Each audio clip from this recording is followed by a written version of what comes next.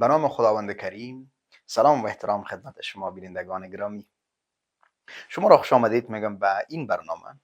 در این برنامه میخوایم درباره یکی از چالش های بزرگ دنیای امروز صحبت کنیم که ناامیدی است. ناامیدی احساسی است که تقریبا همه ما در نقطه از زندگی با آن روبرو شدیم، با خصوص جوانانی که در شرایط پیچیده اجتماعی، اقتصادی و سیاسی زندگی میکنند. قسمی که میدانیم ناامیدی فقط یک احساس ساده نیست، بلکه یک وضعیت روحی و روانی است که می تواند بر تصمیم‌ها، اهداف، روابط و حتی سلامت جسمی ما تاثیر بگذارد. بسیاری از جوانان امروز به دلیل فشارهای اقتصادی، بی‌ثباتی اجتماعی، شرایط کاری و آینده نامعلوم بیش از هر زمان دیگر در معرض ناامیدی قرار دارند. در این برنامه می‌خواهیم بررسی کنیم که چرا ناامید می‌شویم، ناامیدی چگونه رفتار ما را تغییر می‌دهد و مهمتر از همه چگونه می‌توانیم این احساس را مدیریت کنیم و دوباره به مسیر رشد برگردیم. اول اینکه چرا انسان دچار ناامیدی می‌شود. ناامیدی معمولا نتیجه چند عامل اساسی است.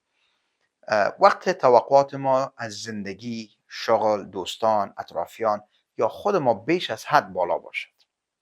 شکست‌ها و تجارب تلخ در کار، روابط یا برنامه‌هایی که برایش سالها زحمت زیاد کشیده بودیم.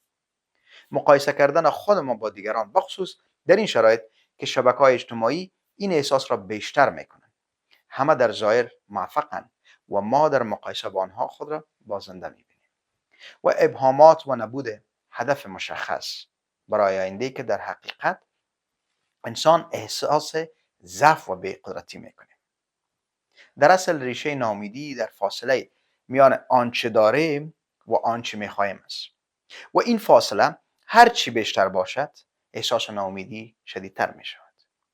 پس شناخت ریشه اصلی ناامیدی ما را کمک می کند تا بهتر آن را مدیریت کنیم. می بینیم تاثیرات ناامیدی بر رفتار و زندگی ما چقدر است. وقت ناامید می شویم رفتار ما دچار تغییرهای مهم می شود. از جمله انگیزه و انرژی کاهش پیدا می کند. شک و تردید نسبت به توانایی خود ما افزایش پیدا می کند. گرایش ما بیشتر به انزوا و دوری از جمع می شود. تصمیم گیری های ما عجولانه یا نامطلوب می شود. حساسیت ها افزایش پیدا می کند و واکنش های احساسی بیشتر می شود.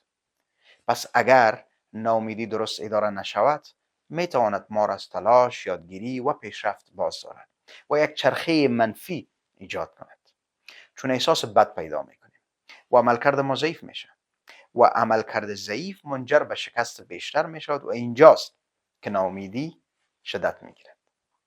تاثیرات ناامیدی بدون شک واقعی است، اما می توان آن را مدیریت و حتی تبدیل به انرژی تغییر کرد.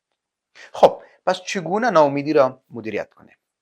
در این بخش راهکارهای عملی و ثابت شده را تذکر میدم.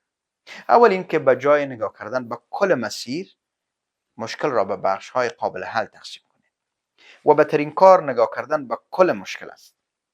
باید داشته باشید که گام‌های کوچک نگرانی‌ها را کاهش می‌دهد. هدف بزرگ خوب است، اما باید قابل اجرا باشد. پس گاه لازم است اهداف و انتظارات را واقع بینانه تر کنیم، نه آنچه از توان ما بالا است. با افراد قابل اعتماد گفتگو کنید و این میتواند بهترین دوستان باشد یا اعضای خانواده یا حتی اگر ضرورت باشد با یک مشاور. و این شریک ساختن احساسات بار سنگین را شانه‌های ما دور میکند و ذهن ما را تخلیه و آرام میکند. مقایسه کردن با دیگران را توقف بدید، چون زندگی هر کس منحصر به فرد است و هر آنچه را در شبکه‌های مجازی می‌بینید تصویر کامل یک شخص نیست و ما نباید به خاطر گریز از فضای حقیقی یک فضای مجازی را انتخاب کنیم. و فراموش نکنید که مقایسه با دیگران انرژی و تمرکز ذهن را به سمت ناکامی میبرد. پس بهتر است با گذشته خود رقابت کنید، نه با موفقیت دیگران. برنامه‌های کوچک روزانه داشته باشید و این برنامه‌های کوچک برای ما دلیل برای حرکت می باشد و اینجاست که امیدوار میشیم و این خود آرامش ایجاد میکنه. پس مدیریت درست ناامیدی به معنای عزو ناامیدی نیست، بلکه یعنی به جای تسلیم شدن پاسخ درست و هوشمندانه به آن میدهیم. فراموش نکنید اینکه راهکارهای کوچک اثرات بزرگ دارند. نقش تفکر و مدیریت ذهن در برابر ناامیدی خیلی مهم است، چون مغز انسان تمایل دارد بیشتر روی چیزهای منفی تمرکز کند و افکار منفی احساسات را بیشتر می کند و احساسات منفی رفتارها را. پس با بازسازی ذهن و تغییر زاویه دید، شدت ناامیدی کاهش می یابد و حتی از بین می رود. با چند تکنیک ذهنی می توانیم بهتر شد، و اینکه افکارتان را بنویسید و درست تحلیل و تجزیه کنید.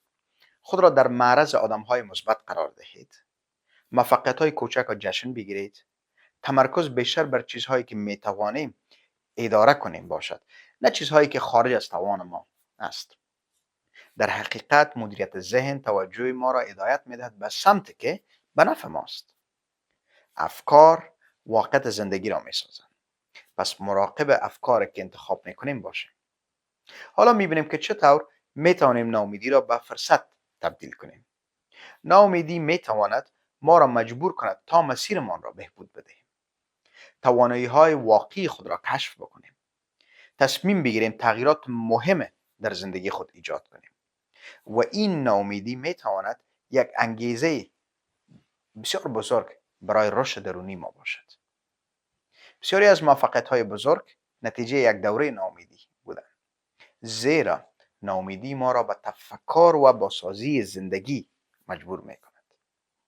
به خاطر داشته باشیم که ناامیدی پایان راه نیست، بلکه شروع یک تحول جدید است. دوستان عزیز، ناامیدی بخش طبیعی زندگی ماست، اما نباید آن را قضاوت کنیم یا از آن بترسیم. با شناخت ریشه های اصلی آن، مدیریت افکار، تنظیم انتظارات و ایجاد گام های کوچک اما پیوسته، می توانیم ناامیدی را به فرصت برای رشد و تغییر مسیر تبدیل کنیم. و بله، یاد ما باشد ناامیدی اگر درست مدیریت شود تبدیل به قدرت می شود. قدرتی که برای ساختن آینده شایسته ماست. عزیزان، این بود برنامه امروزی ما. تا دیدار بعد، خدا نگهدار.